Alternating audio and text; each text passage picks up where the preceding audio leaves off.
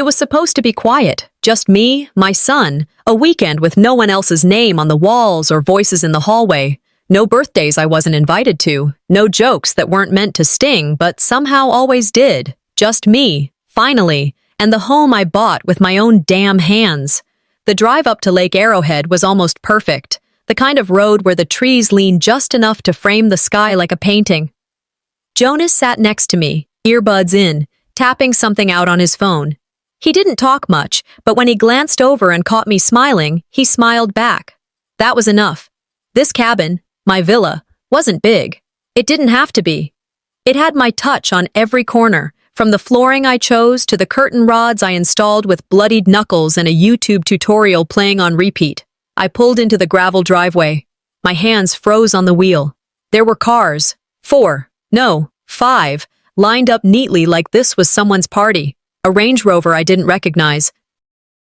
My sister Barbara's Lexus, my parents' old Buick. Jonas sat up. Are we having guests? I didn't answer. I couldn't. My chest was tight, like someone had pulled a rubber band around my lungs and just kept twisting. The door was unlocked. Inside, it wasn't mine anymore. Someone had replaced the quiet I built with the buzz of a party. Laughter too loud for the room, clinking glasses, music blasting from speakers I'd left in a storage box weeks ago. The scent of cinnamon rolls and too much perfume smacked me in the face.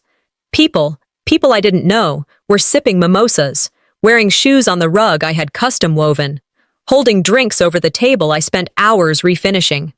My mother turned from a group of guests and saw me. She didn't look shocked, just annoyed. Tanya, there you are. Don't just stand there. Come help with the dessert table. Barbara's been running around all morning. Barbara, my sister, always the golden one. She waved with a champagne glass in her hand and a smile that didn't reach her eyes. Just in time to help me set up the cupcakes. I said nothing. I couldn't say anything. The host, Tessa, a family friend who once called me emotionally distant in a Christmas card, stood by the sliding doors, microphone in hand, thanking everyone for attending.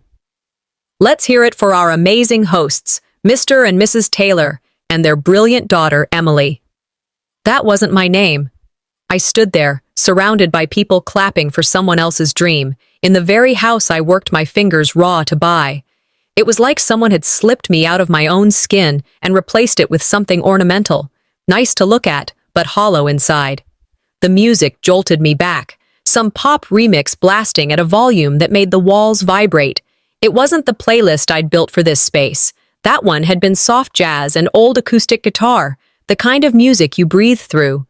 This was the kind that drowns you. I walked to the corner where the Bluetooth console sat. The playlist had been changed. Mine was deleted, just gone. No one saw me pick up the remote, or maybe they did, but didn't care. That was the theme today. In the dining room, someone spilled sangria on the tablecloth. Not just any cloth, my cloth. White linen, embroidered with a subtle leaf pattern, one I stitched during my first year working full-time. It had made every move with me since. It's not like this cloth is valuable, someone said, laughing. I didn't catch who. I tried to speak. My mother stepped between me and the spill. Let's not start drama, Tanya. It's just a party. Just a party. Jonas sat in the corner, his plate untouched. He looked up at me, his eyes too aware for his age. He didn't say anything, but he saw everything. That was the worst part. I walked to the kitchen. Every cabinet had been opened. The wine glasses I'd kept boxed for a special moment were sitting on the counter, smeared with lipstick. The mugs I'd collected from small-town trips were being used like hotel freebies. I opened a drawer to breathe, to reset. That's when I saw the napkins. Emily's Villa brunch stitched into each corner. Not Tanya, not my name. My jaw tightened. Jonas walked in quietly. His hand found mine. He didn't grip it, just placed his fingers inside mine like a small echo of the way things used to be when he was younger. I won't lose my voice this time, I whispered to myself. He looked up. I met his eyes. We stood there for a moment, mother and son, the actual owners of this silence. We'll watch, I said. Just for now. I wasn't looking for proof. I wasn't even looking for a reason to be angry. But there it was, stacked neatly like it belonged, like it had always been there. A pile of invitation cards on the hallway console, glossy, thick cardstock. Someone had spent money on this. I picked one up. My fingers trembled, but not from nerves, more from that sensation you get when something awful confirms itself before you even finish reading it. Hosted by Mr. and Mrs. Taylor and their daughter Emily. Emily. That wasn't even her real name. Barbara had started using Emily when she launched her online brand. Said it tested better, sounded more curated. I never corrected anyone. What for? I flipped the card over. Looked again. My name wasn't there. Not even in small print. And I was the one who bought the house, paid the taxes, cleaned out the gutters 2 weekends ago. It didn't hurt. Not exactly. It felt more like the kind of pain that sits at the edge of your chest. Just wait. Not sharp. Just there. My mother walked by with a tray of tiny tartlets and saw me holding the invitation. Oh, that! It's just an oversight. You know Barbara handled all the printing, she said, like I was fussing over punctuation on a grocery list. I nodded, said nothing, just tucked that moment away in the mental folder I'd been building since I walked through the front door. Later, I passed the living room and noticed the wall. You know how sometimes you don't see what's missing until you stop? That's what happened. I froze. Stared. The family photo, the one I'd taken last Thanksgiving using my tripod and remote, was gone. In its place was a blown-up canvas of Barbara's wedding portrait, 5 years old, sun-bleached smile. Her ex-husband, who cheated on her 3 months after, still smiling like a man with a conscience. I walked toward the guest bedroom. Something told me to check. And sure enough, leaned against the corner like a forgotten broom was the missing Thanksgiving photo. Frame cracked, dust settling along the top like no one had even tried to move it carefully. I bent down, picked it up, brushed the dust with the sleeve of my jacket. My hand traced the glass. It wasn't just about forgetting me. This wasn't forgetfulness. This was replacement, a deliberate edit. You don't forget who took the picture, I whispered. You just choose to replace the moment. I re-entered the living room. Barbara was laughing, too loudly, too brightly, with a group of women I didn't recognize. One of them was sipping wine and admiring the kitchen. Emily, this is stunning, the woman said. Did you design this space? Barbara didn't skip a beat. I had some help, of course, she smiled. Family always comes together when it counts. My stomach clenched. Not from surprise. This was textbook Barbara. I almost opened my mouth. Then I felt Jonas's fingers squeeze my hand.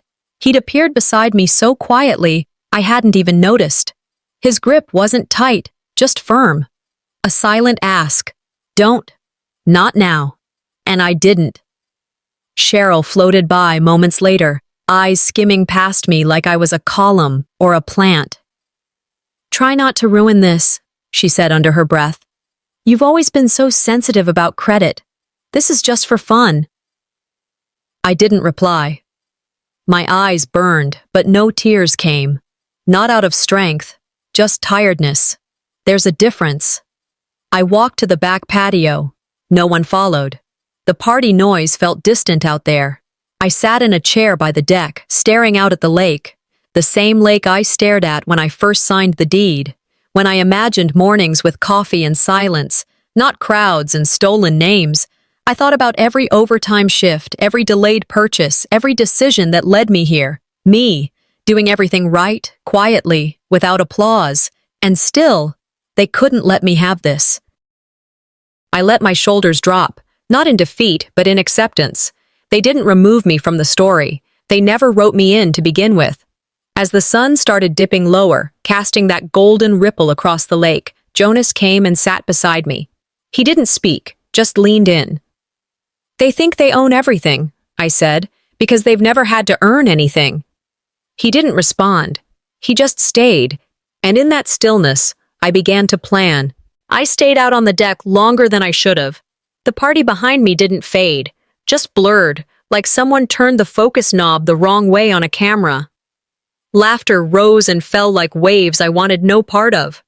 My body felt disconnected from it all, like it was rejecting the noise, the smells, the air. There was rosemary in the breeze, and spilled Prosecco. The scent hit hard, sweet, and sour at the same time. I remember thinking how strange it was, how fast someone could turn your safe space into their playground. Then I heard him. Jonas. His steps were soft, hesitant. His eyes didn't meet mine right away. He had a glass of orange juice in his hand. He glanced at it, then up at me. "Don't drink the one they poured for you," he whispered. That one sentence shifted everything. My spine straightened, but I didn't let my face show it. I knelt to his level, kept my voice low. "Why not?" He leaned in, nervous now. "I saw Aunt Barbara put something in it." Then she laughed with Nana. They all laughed.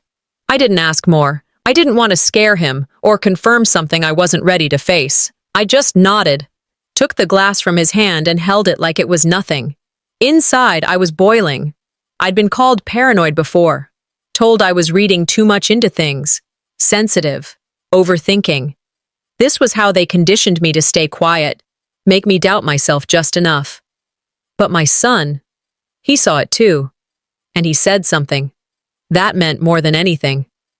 I kissed his forehead and told him to go sit by the kitchen island and wait for me. I walked back inside with the untouched glass in my hand. Barbara spotted me and made a beeline through the crowd, arms wide, voice too high. "There she is," she sang.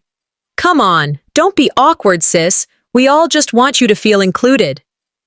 Her hug wrapped around me like a net. Fake warmth, overperformed affection, eyes all over us. I hugged back with the stiffness of steel. And then I whispered, just loud enough for her to hear. "I already feel more included than I should." She flinched slightly, just enough for me to notice.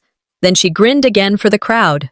I didn't stop walking until I reached the long table in the center of the room. Guests were mid-bite, mid-toast. The music hummed under the chatter. I stood behind Barbara's seat and raised the glass just enough for her to see. "You picked this for me, right?" I said, calm. "You should have the first sip."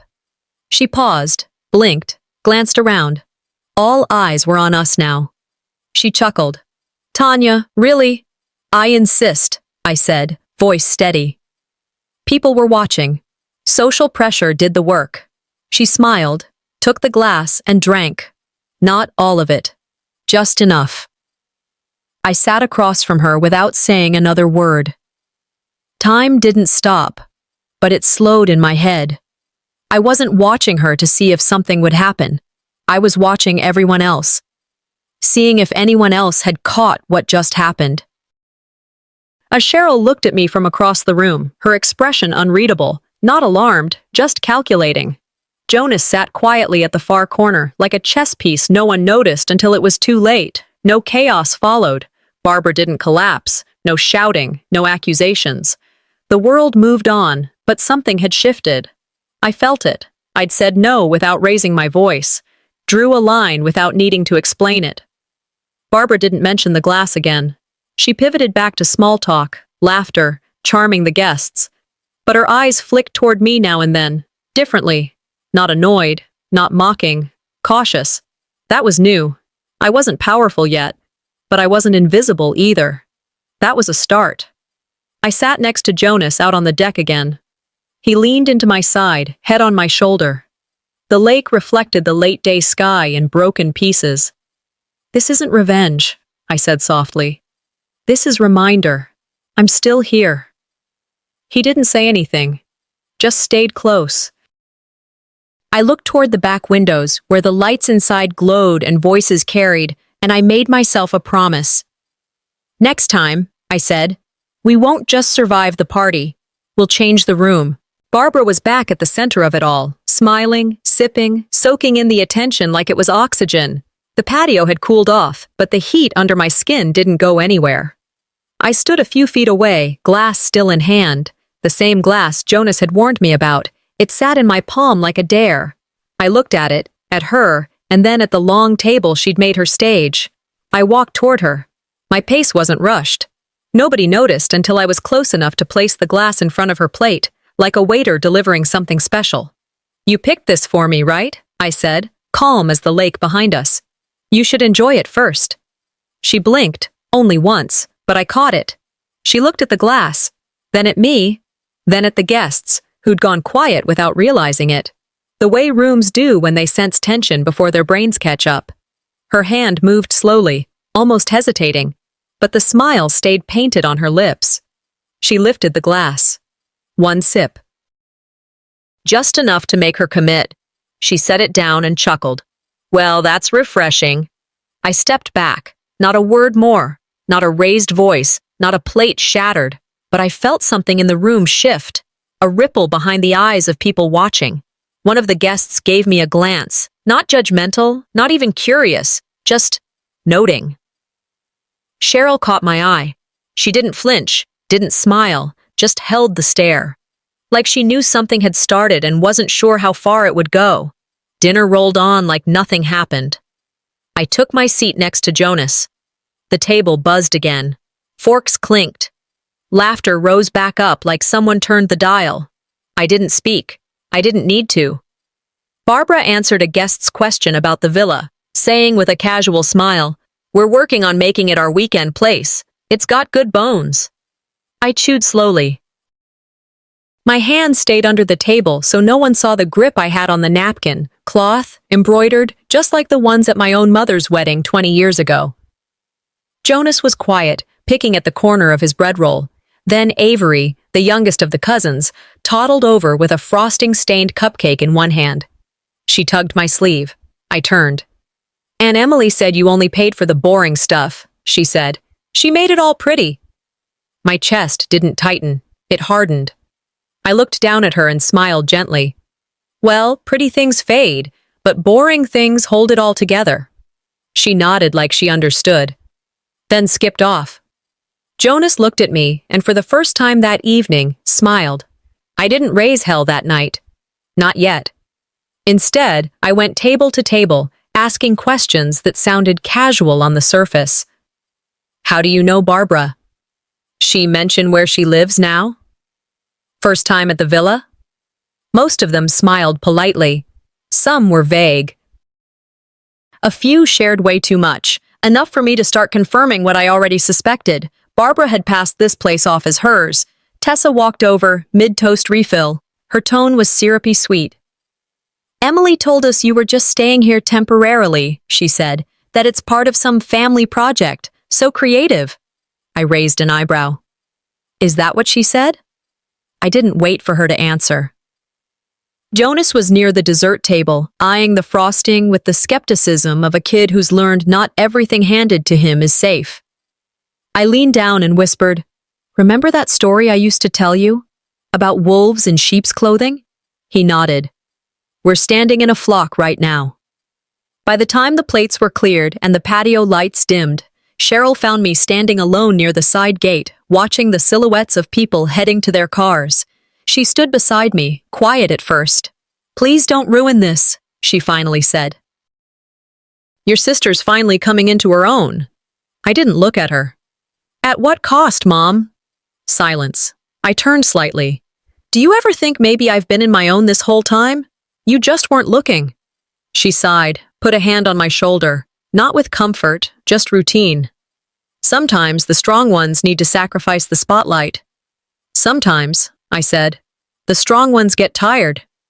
She left me there with nothing but the rustling leaves and the hum of her own justification. By the time the lights dimmed, I had already pulled back. Not physically, but mentally, emotionally.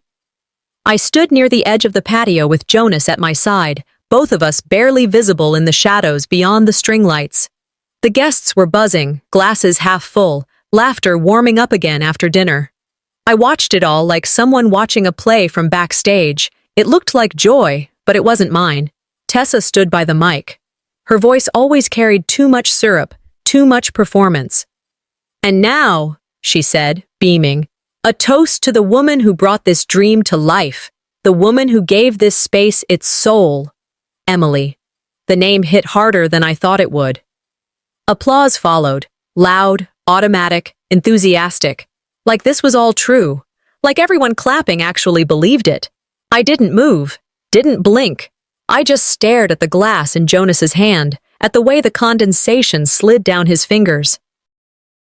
"They really don't see you, do they?" he asked, his voice quiet but sharp. I didn't answer. How do you answer that when it's the truth? They never saw me. Only what they could use. The villa, the floors I hand-sanded, the beams I painted alone, the roof I paid to patch, belonged to someone else now, at least in their eyes. And then came the cake. A silver tray rolled out, carried by a young server who looked like she'd rather be anywhere else. On top was a 3-tiered, buttercream-covered insult. "Congratulations, Emily!" That was what the top layer said. Not Emily and Tanya. Not our family's new beginning. Just Emily. Cheryl clapped like a proud pageant mom. "She's earned it, finally," she said to no one in particular, but loud enough for me to hear. Earned what? My silence? Barbara stepped forward with grace, accepted the knife like she was cutting into legacy itself. Cameras flashed. A few of the older guests dabbed at their eyes like this moment meant something. Then I turned away, walked toward the fire pit. I needed to stare at something burning. The sound behind me faded into a low hum, like tinnitus you just learned to live with. Jonas followed, as he always did. I didn't look at him when he asked, "Why didn't you say anything?" I answered with the truth. Because I've been trained not to. Because when I do, they call it drama. He didn't argue. He just sat next to me, his silence thicker than the smoke curling from the firewood. It didn't end there. Barbara found me later, holding a slice of cake like a peace offering, though nothing about her posture said peace. "Take a bite, sis," she said, too chipper, too sweet. "You're part of this too." I stared at the cake. "You keep giving me things that weren't meant for me," I said, "and taking what was." She laughed, then leaned in slightly. "You always make everything about you. This is why nothing works with you around." I felt the snap, not loud, not messy, just clean. Final. Cheryl appeared like a bad reflex. "Don't ruin this, Tanya. This is her moment." My voice was louder than I expected when it came out. I didn't plan it. It just happened. Every time I breathe, you think it's a threat to her. Why is my presence so offensive to your plans? The table went quiet. A few people looked away. One couple awkwardly stood and pretended to need a bathroom break. I walked away before I could say more. I knew where the line was, and I'd finally stepped over it. Inside the villa, I slammed the sliding door shut behind me, not for theatrics, just because I needed a sound that matched how I felt. I paced the living room, shoes digging into the rug I'd chosen myself last fall. My breath came in sharp bursts, my hands unsteady. I pulled open my laptop, clicked through files, scanned until I saw what I needed. There it was. My name. Tanya Jackson. On every page of the deed, the permits, the contractor agreements. I whispered to the screen, "Then why do I feel like I don't own anything?" Footsteps behind me. Jonas. He held a slice of cake, the same slice Barbara had offered me earlier, now untouched. He placed it gently on the table, sat down across from me. "You don't have to eat what they serve," he said. I stared at him. And then, I laughed. It broke through me like a crack in concrete. He smiled, just a little. I wiped at my eyes. I looked at the cake, then back at him. "No," I said. "I'm done swallowing what doesn't feed me." By the time the last car engine faded down the gravel drive, the villa was quieter than it had been in days. Not peaceful, just empty. I stood alone in the living room, surrounded by the leftovers of a celebration I hadn't asked for and hadn't been part of. I walked through the room slowly, one by one. My throw pillows had been replaced with bright-colored ones I didn't buy. The ceramic lamp I picked up at a flea market was missing from the reading nook. My favorite mug, the one Jonas painted for me when he was 7, was gone. The dining table had been shifted. The rug rolled up halfway, like someone tried to stage a different kind of life here. A box sat in the corner. It read, "Villa Props, Emily's Launch Party." Emily. That name again. I opened the box. Fake books, decor with prefab quotes like "Live, Laugh, Love" in gold foil. Cheap branding dressed up like authenticity. I needed something real. I walked to the drawer where I kept the folder. My folder. Deed, insurance, renovation contracts. I reached in and found nothing. The folder was gone. I checked every drawer, then my bedroom, then the office. Nothing. At first, I thought maybe it had just been moved. Maybe Cheryl had tidied things and forgot to tell me. But the more I looked, the more my chest tightened. This wasn't an accident. This wasn't a party. This was a takeover. I stood there, alone in my own house, and realized how deep it all had gone. Back in the dining room, a stack of napkins had been left behind. White linen, monogrammed. I picked one up. Emily's estate, autumn launch. Not a detail, not a cute label, a declaration. My thumb ran over the stitched letters. I felt them like a bruise under my skin. Beneath one of the silver trays, I found a catering invoice, billed to the Anderson family. Anderson, Barbara's ex-husband's last name. She wasn't even using her own anymore.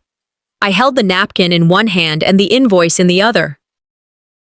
My stomach turned, not from betrayal, I'd had my fill of that, but from the sheer audacity of it all. I remembered the crest I designed for the villa. Last year, during a quiet winter weekend, I'd stayed up hand-drawing a monogram that meant something. My initials, a date, a small oak tree, for strength. That crest wasn't anywhere in sight now. I went to the office. My backup files had to be there. I opened the laptop. Old, slow, but familiar. I searched the property documents folder. The PDF was there, except the signature page was missing. I pulled up my email, found the original file, the one I'd sent to the title company. There it was, full, untouched. Then something else caught my eye, a folder in the shared drive. Joint family property proposal. I clicked it. Inside was a legal draft, a PDF labeled Preliminary Co-Trust Agreement. It listed Barbara and Cheryl as co-trustees of the villa, citing family consolidation efforts and shared interest realignment. No one had said a word to me. No discussion, no invitation to review, just paperwork drawn up behind my back, reshaping everything I'd built into something they could call theirs. I stared at the screen, jaw clenched. Then I called Eric. He answered on the second ring. I didn't say hello. They started, I said. He went quiet, then, send me everything, now. I did, and then I waited. Not long after, Cheryl came back inside with a tray of leftover cupcakes. She placed them on the kitchen counter like none of this had changed. I walked up to her. Where is my deed? She didn't flinch. I secured it. We didn't want anything getting misplaced with all the foot traffic. Who's we? I asked. And who gave you permission? You've always shared with your sister, she said. This isn't new. No, I said, stepping in. It's very different. I worked for this. She staged it. Cheryl's eyes narrowed. Family isn't about ownership, Tanya. It's about sacrifice. I stared at her, long and hard. Then it's time someone else made a sacrifice for once. I didn't wait for her reply. I turned and walked away, phone already in hand, calling Eric again. Morning started with the kind of quiet you only get after a storm, the kind where things settle just enough for you to see what broke. I made breakfast like I always did, out of habit more than hunger. Toast for Jonas, coffee for me. The air was still thick, like the villa hadn't decided whether it wanted to exhale yet. Jonas walked into the kitchen, no smile, shoulders tight. She pinched me, he said. I set the mug down. What? Barbara. She said it was a joke, but it wasn't funny. The anger didn't hit like fire. It hit cold. Controlled. Where is she? He pointed to the back deck. I wiped my hands on a towel and walked out. Cheryl was out there too, standing beside Barbara and two guests still hanging around like they hadn't noticed the tone had changed. I didn't shout, didn't accuse. If you ever lay a hand on my child again, I said, even in jest, you'll see a side of me this family has ignored too long. Barbara blinked, then smirked, smug as always. Oh, come on, it was a joke. You're always so cold. Cheryl chimed in, because she always did. That's what people say, Tanya. You're distant. Hard. I smiled. Not the kind that forgives, the kind that holds a mirror. Cold is what people call women who finally stopped entertaining nonsense. Neither of them replied. I went back inside. Later, from the hallway near the kitchen, I heard voices again. I paused. The walls in this house, thin. She always did act like she was better than everyone else, one woman said. That icy tone, another added. She never fits in, even with her own blood. I walked into the room. I didn't yell. I didn't break anything. I just set down a tray of clean cups hard enough to catch their attention. Funny, I said. I always thought warmth came from action, not performance. Tessa, ever the peacekeeper, offered a weak smile. You know, Tanya, you're respected. Just misunderstood. Respected in silence, I said. Misunderstood on purpose. Story of my life. I turned and left. Jonas and I took a walk around the lake that afternoon. The sky was soft, gray, quiet again. He didn't talk much, I did. I kept quiet because I thought that's how you survive, I said. That if I just swallowed everything long enough, eventually they'd see me. He kicked a rock into the water. So now what? He asked. We leave? I shook my head. No. They do. This house has my name on it. This life is mine. I'm not walking away from it. We got back to find Barbara and Cheryl boxing up decorations, still pretending the world hadn't shifted under their feet. I didn't speak to them. I walked straight to the front door, pulled out the keys, and changed the lock cylinder. Took me less than 3 minutes. Simple, mechanical, final. Barbara finally looked up. Is that really necessary? So is breathing, I said. But people tend to stop noticing until it's gone. That evening, I called a meeting on the patio. Cheryl, Barbara, Tessa. Just the 3 of them, seated on the iron chairs I had paid for. I stood. This won't take long, I began. I am not the problem you keep rehearsing around each other. I am the truth you've tried to erase. I handed each of them a sealed envelope, legal, crisp. Inside, a cease and desist drafted by Eric. It outlined every boundary. No further use of my property, name, or designs in Barbara's branding. No access to the house without written permission. No more Emily events. Cheryl opened hers, mouth already forming protest. There's no defense for betrayal, I said. Only consequences. I turned, walked back into the villa, and this time, I shut the glass door behind me like it mattered. The morning arrived soft, but it didn't feel like peace. It felt like the kind of calm that comes right before a bone breaks. I stepped out onto the patio just as guests began to trickle back in, heels clicking against the tile, voices cheerful, unaware. Another celebration was starting, this one with banners, balloons, and a new lie dressed up like a legacy. Emily's estate, lifestyle launch, read the sign by the entrance. Below it, a large printed board stood tall with Barbara, Emily, front and center, arms crossed like she'd conquered something. Behind her, a photo of the villa I built with my own sweat and savings. I scanned the setup. There, next to the drinks table, were design boards, my drawings, my layout, my color schemes, labeled as Emily's vision board. Cheryl moved through the crowd, handing out champagne like communion, like she hadn't lied to me 2 days ago with a smile on her face. A man in a checkered blazer approached. I'd never seen him before. You must be proud of your sister, he said, holding a glass and gesturing to the display. She's really done something big here. I didn't flinch. She didn't build this stage, I said. She just learned how to stand on it. He blinked, smiled like he didn't know what I meant. He didn't. Most of them didn't. Barbara took the mic next. Her voice oozed charm and performative humility. This journey has been one of resilience, she said, of turning ashes into beauty, of reclaiming space that once felt unreachable. The crowd clapped, nodding along like this was a TED Talk. I stood still, folder pressed against my side. Then she said it. And today, we welcome you to the Anderson estate, our new chapter. I walked up beside her. Calm, precise. She glanced at me, smile faltering just enough. I took the mic. Before you all toast, I said, there's something you might want to see. I opened the folder. Inside were the original blueprint contracts, contractor agreements, and all the design documents, each with my name, signed, stamped, dated. Gasps rippled like wind through dry leaves. I know many of you were told this was a family project, I continued, that Emily or Barbara or whoever she is today created this. But every inch of this house, every board, every design was mine. On cue, Jonas from the back of the crowd clicked the USB into the display screen. Images flipped one by one, my emails, sketches, final blueprints, then side-by-side comparisons showing Barbara's copied versions. A man in the back said what most were thinking. Wait, this was yours?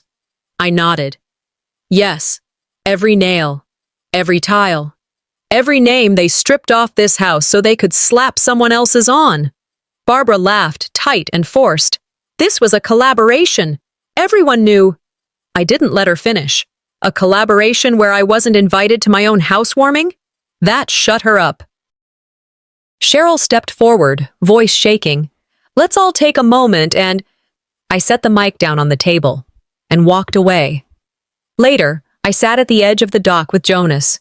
We had kicked our shoes off. The lake didn't care what name was on the mailbox. It shimmered the same. He was quiet for a while before asking, "Do you think they'll come back?" "They'll try," I said. "But the locks are changed." I reached into my bag and pulled out the white cloth napkin, the one from that first day, the one that once had wine stains and other people's fingerprints all over it. I had cleaned it, folded it, I laid it next to me on the dock. "You don't need to shout to burn down a lie," I said. "Sometimes you just hold up the truth." The villa was quiet again, not silent in the way it had been 2 days ago, full of tension and pretending, but quiet like a room finally exhaled, a space without pretense. I walked through it with a trash bag in one hand and a cloth in the other, not rushing, just finishing. Empty glasses lined the counters. Wrinkled napkins lay under chairs. Balloons deflated in corners like they knew the show was over. On the floor, by the hallway arch, I found a card. Folded. Cheap print. "Thank you for letting Emily share her story. I read it once, just once, then dropped it into the trash without thinking twice." In the kitchen, I re-wiped dishes that were already clean, not because they were dirty, but because they'd been handled by people who didn't belong. It was a reclaiming, not a chore. I looked around and whispered, not to Jonas, not to the room, but to myself. It's mine again. My phone buzzed on the counter. Voicemail. I didn't need to open it. Cheryl's voice was already playing. "You overreacted, again, but it's done now. You got your moment. Hope it was worth it. Delete, no pause, no replay." I moved to the cabinet, the one above the stove, pulled out the linen I'd folded and kept. The old tablecloth, the one with the leaf embroidery, the one they'd spilled on and laughed about. It was clean now, pressed, mine. I laid it over the breakfast table. Jonas walked in and sat down, still rubbing sleep from his face. "What's that?" he asked. "First thing I ever bought for a home," I said. "No one helped. No one had input. Just me." He nodded, chewing slowly, then said something I didn't expect. "You don't have to explain why it matters. I can feel it." I stared at him for a beat, then just smiled. That afternoon, a courier knocked at the door. No signature needed. I opened the box and pulled out a local magazine. Glossy cover, overly stylized title. The Anderson Estate, a celebration of strength. I laughed once, sharp, quick, and set it on the counter. Didn't even open it. It didn't have to name me. I knew what it didn't say. And that said enough. Later, just before the sky turned to amber, Barbara showed up. She stood at the screen door. I didn't open it. "They pulled the branding deal," she said. "Someone forwarded the presentation. Your name's all over it." "I didn't send anything," I replied. "I just stopped hiding the facts." She looked down at her hands, then up. "You win. Congrats." "There was never a competition," I said. "Just theft and truth." She looked older, more tired than I'd ever seen her. "You made me look like a fraud." "I didn't make you anything," I said. "I just let people see." She left without asking to come in. That night, Jonas and I sat on the back deck, watching the water. Sometimes winning doesn't feel like a victory, I told him. It just feels quiet. Is that bad? He asked. No, I said. Quiet is how healing starts. We didn't talk much after that. The wind came soft. It tugged the tablecloth just a little, enough to make it move. Then came the last notification, a family group invite. No message, just an invite. I declined, no explanation, no follow-up. I opened my laptop. A blank document, no headers, no recycled names. The title at the top read, "The House of My Name." I didn't need anyone to say it anymore. I already knew it was mine. Some stories don't end with applause. Some just end, with no one else talking over you.